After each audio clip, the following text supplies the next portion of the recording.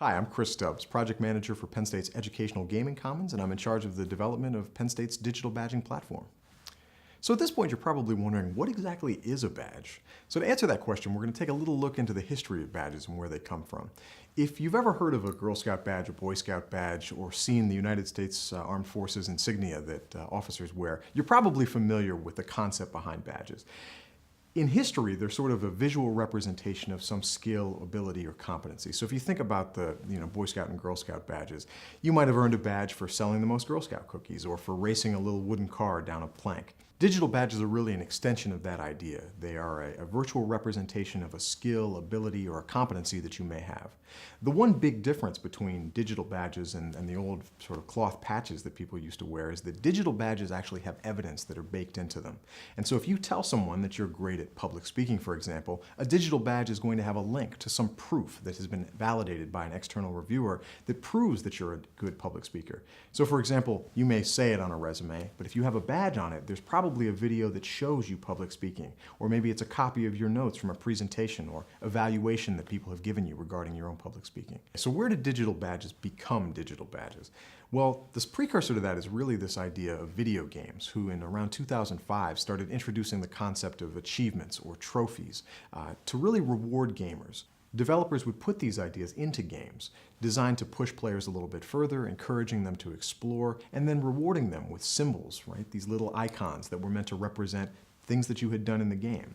This served as kind of a currency within gaming communities and really took off. Eventually, people started actually playing games just to earn these achievements or trophies, and really something was really born out of that. Fast forward to 2011, and Mozilla, the makers of Firefox, realized that they had a problem, right? They often hired people from the open source community to do work for them, but they realized that they didn't have a good way of vetting those people. They weren't always folks that had traditional resumes that came from specific academic programs or graduated from specific universities, and they were trying to figure out how to vet them.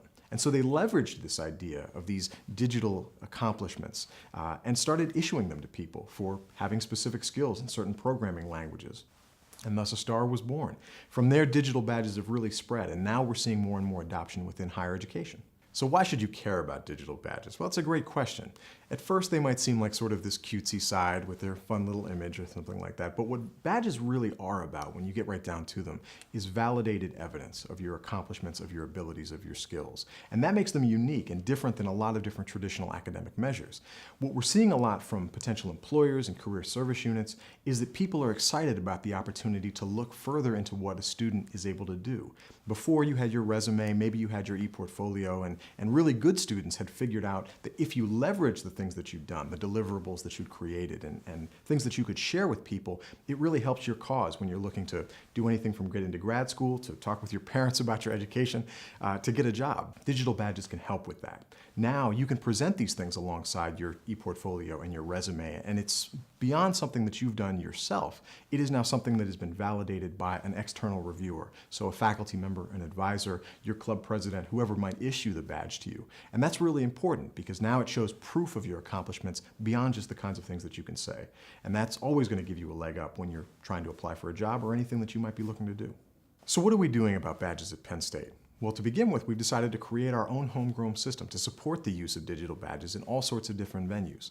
One of which is the CMES program, which now you have the opportunity to leverage as a part of your own educational experience. Digital badges are being used by groups ranging from student groups to academic homes to co-curricular activities and beyond. Though our system was originally designed for use at Penn State, you now have the opportunity to leverage this to earn badges for your own education, whether it's for professional development, for personal interest, to help you in the marketplace when you're looking for career opportunities or beyond.